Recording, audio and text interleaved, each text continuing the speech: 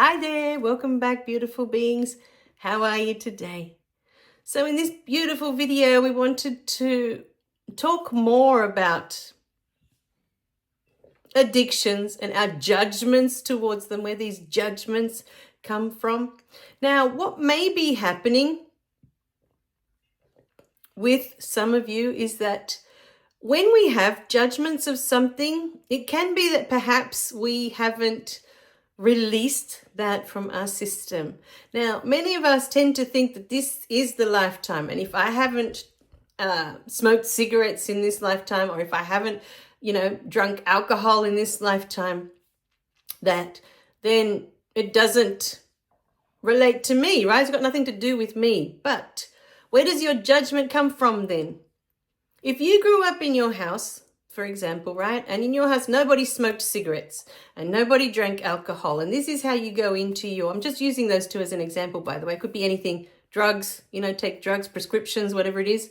But let's just use those because they're so common, and I grew up with those, the cigarettes, like I said, the doctor, when we'd go visit the doctor when I was little, and he'd have his ashtray on on his desk, and he'd be smoking while he's taking notes of what's wrong with you, and then he'd come and check you. So smoking is such a common one, and, drinking alcohol as well. So I always go with those two.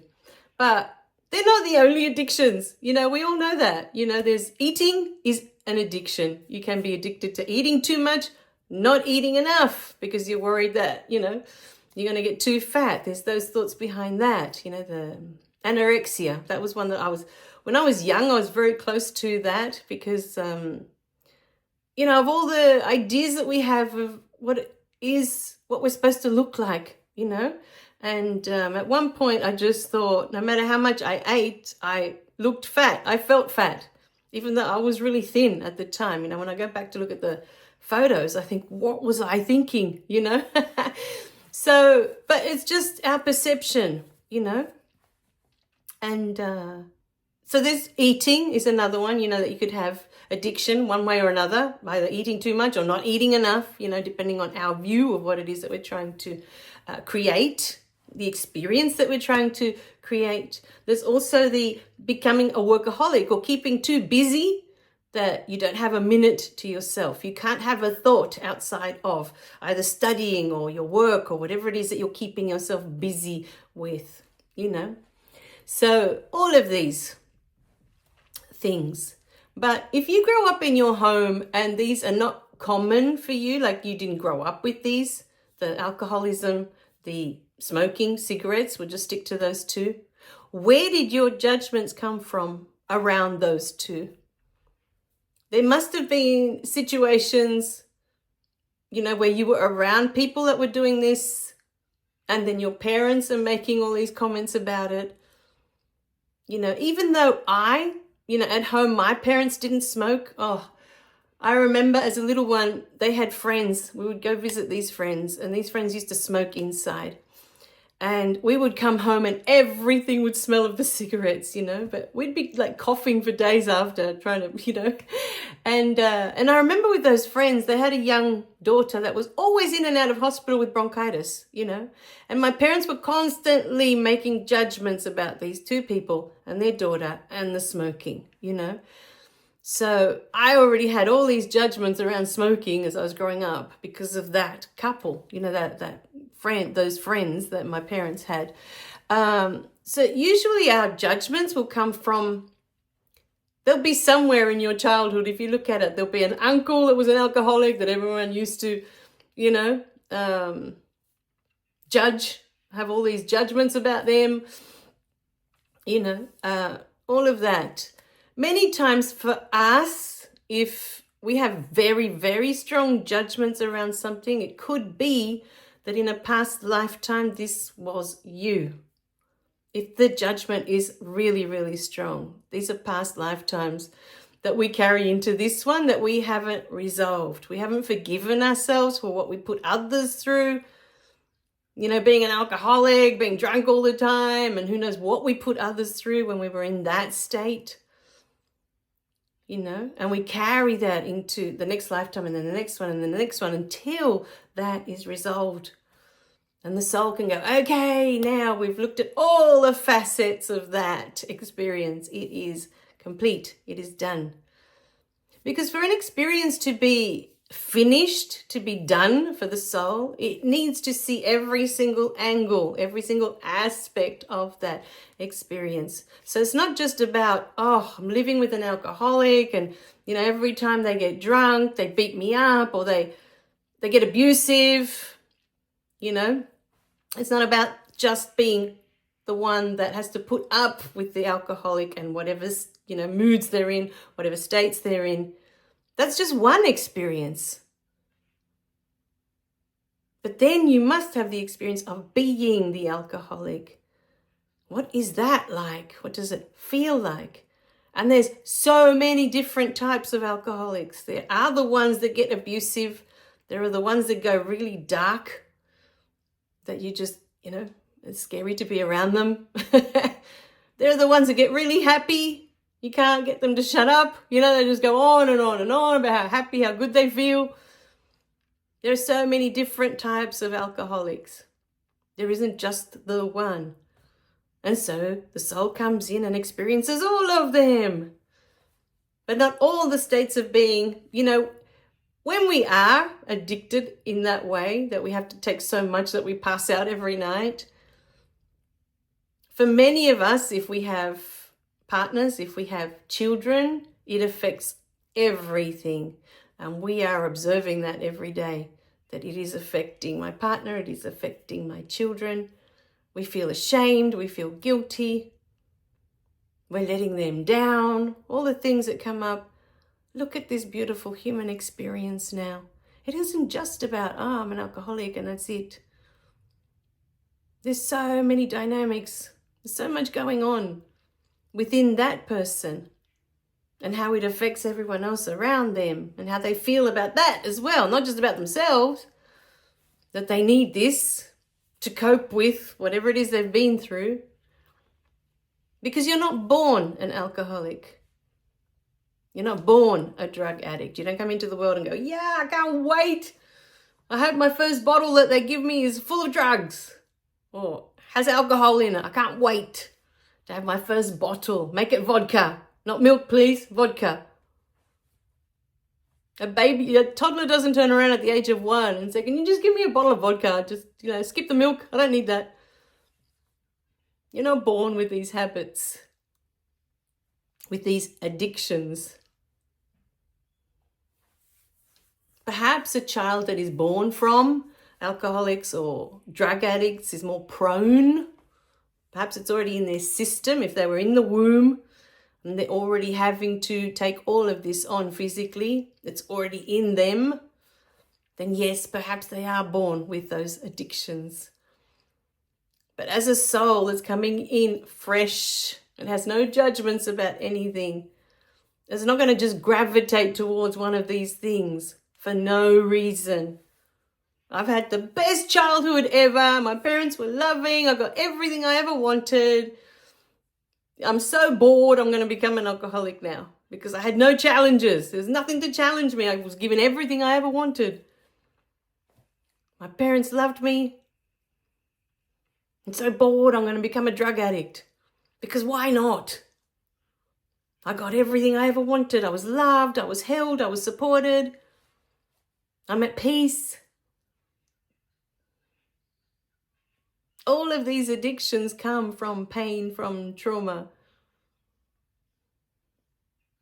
And many of the addictions are learned behaviors. We've watched our parents with these addictions. For me, it was becoming a workaholic. When I started working, I couldn't have 1 minute of the day that I wasn't busy. Not one. I was always busy. I took on my dad and his habits, that you have to be busy all the time. You can't have, a single thought to yourself. Especially after I'd been through my first depression and I went into that darkness and I knew what that darkness was. I didn't want to go back there. I didn't understand at the time the gift of that darkness. So, my beautiful beings, it's all part of your path, part of your tapestry, if you like, all of it.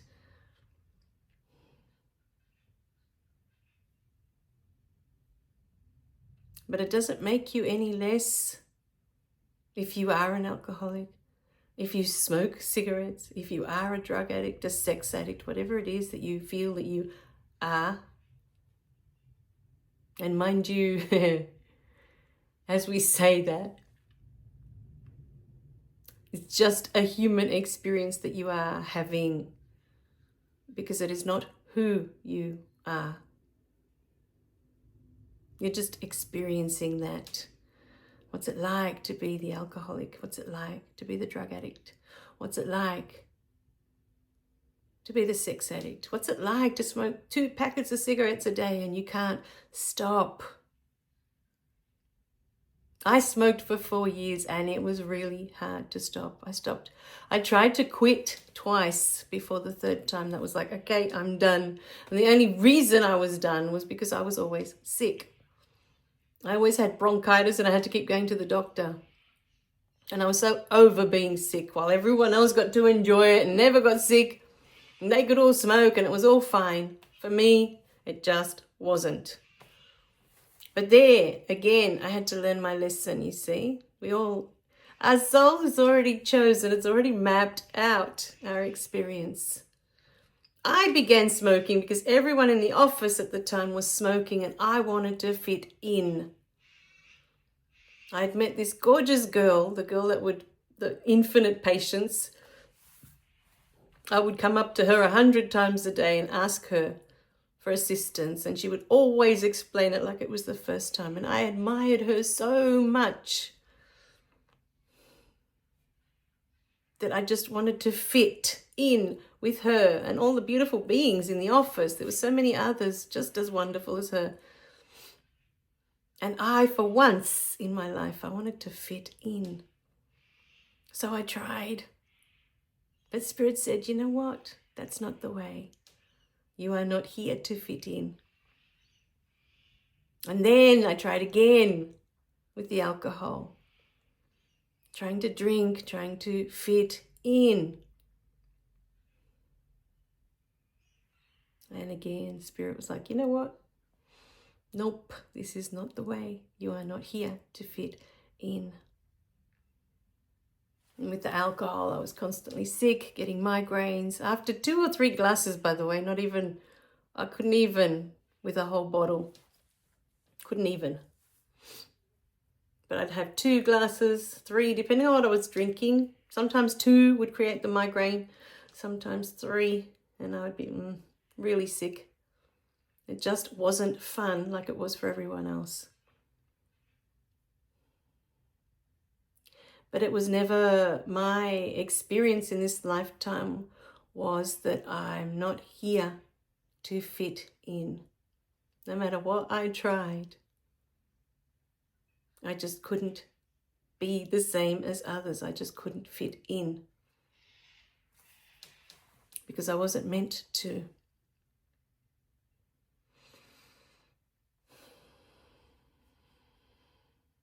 So, my beautiful beings, my path is here to assist others in, accepting that it's okay to be different. It's okay to be you. You were never here to fit in or to be like anyone else. You were here to be you. However that looks. However that looks. No 2 flowers in a garden look the same, look identical. Just yesterday I was in the garden and I was observing this gorgeous plant, and it's a crawler. You know those, they're low on the ground, but they can crawl up walls. Because this one was crawling up onto onto the stairs where I was sitting. It was really beautiful. And every leaf, I was trying really hard to find 2 leaves that were identical on this plant. And I couldn't find them. I couldn't find them. And in that moment, I had that, aha moment. That not even on a plant will you find 2 leaves that are the same. They're all different. All different. Even though they're from the same plant. or from the same tree. Each leaf, each flower is different, slightly, only tiny little bit, whether it's in the pattern, in the design, in the leaf. Maybe one leaf is a little bit different than the one next to it. No two are ever the same, identical, no matter how similar they may look on the plant. Go to your garden and have a look, really close look. Pick a plant, especially one that has flowers, and look at those flowers, and you'll notice that they're all different, even though they're from the same plant. They're all different. Either the shading will be slightly different, there'll be a pattern. That was the other thing I was blown away looking at the pattern on this plant. It was a green leaf, and it was almost a heart-shaped leaf, which was really beautiful. Not quite a heart shape, but almost. And it was a light green. And on the edges of this leaf was a chocolate brown color. When I lifted up the leaf, underneath was a chocolate brown color. The whole underneath of it was a chocolate brown. And on the top, when you look at it, the edge, the trim was chocolate brown. The leaf was green. But in the center, there were the two little like brush strokes, like someone had deliberately picked up a paintbrush with this chocolate brown color and painted her like a V. But the V didn't quite touch. It didn't quite form a V. And all the leaves had them. But if you followed all the leaves, they were not the same, even though they had the same patterns, the same colors. No two leaves were the same. It blew my mind. And just looking at those leaves and the design, the details, it just blew my mind. How can we not believe that there is an intelligence creating all of this? When there's so much detail, it is so, so beautiful. In everything that you stop to really observe and sit with.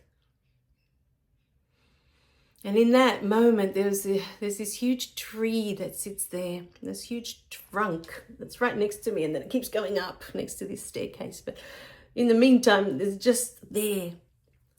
And I sat with this tree, and I asked it to show me. Because what I'm heading towards lately a lot is to be shown the connection, the truth, that we are not separate, but to be really shown the connection. And in that moment, of how we are truly connected, that we are all one, it is all spirit. In that moment, and I closed my eyes and I'm having this conversation with this gorgeous tree. And the tree is showing me its energy. I'm seeing it, as it's going through. And it is so, so beautiful. I was blown away. And then I'm seeing my energy. And what was happening is my energy was going into the tree, merging with the tree's energy. So the two of us are one. And it's coming around and it's coming down and it's coming out and it's coming back in through me.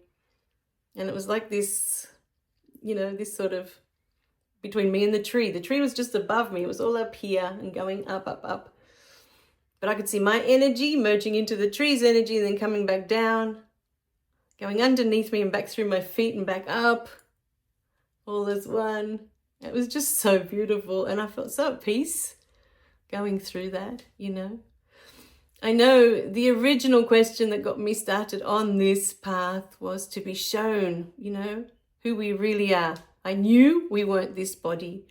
We seem to be so obsessed with this body, that this is who we are. And I always knew. This is not who we are. It's just our vessel that we get around in. And that's when I began to see the energies. Shortly after that moment of months and months praying, show me, I want to know who we are. Who are we really? Because I know this isn't it. I could feel it. I could sense it. And now the question becomes, now that I know that it's all energy and I can see the energies, I want to see how it's all connected, how it's all one. This is my prayer, my desire at the moment when I speak to spirit, whether it's in the trees, the plants, other beings. Show me how we're connected. Show me.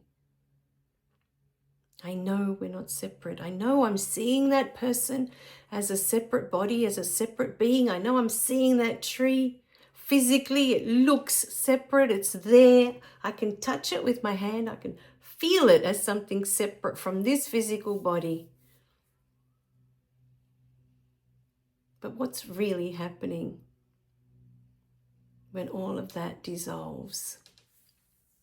That illusion of separation. It's really, really beautiful. All right, my beautiful beings. So our invitation to you, remember to click like and subscribe so you don't miss any of the messages. Our invitation is for you to sit in a beautiful garden and really observe. Really observe. Sit with that garden. Pick one plant. One plant, preferably one with flowers or patterns. And observe how each leaf is different. Each flower is different. Observe the differences. Enjoy them. Take them in. All right, my beautiful beings. We love you guys. Remember to click like and subscribe so we don't miss any of the messages. I already said that. We'll see you in the next video. Bye for now.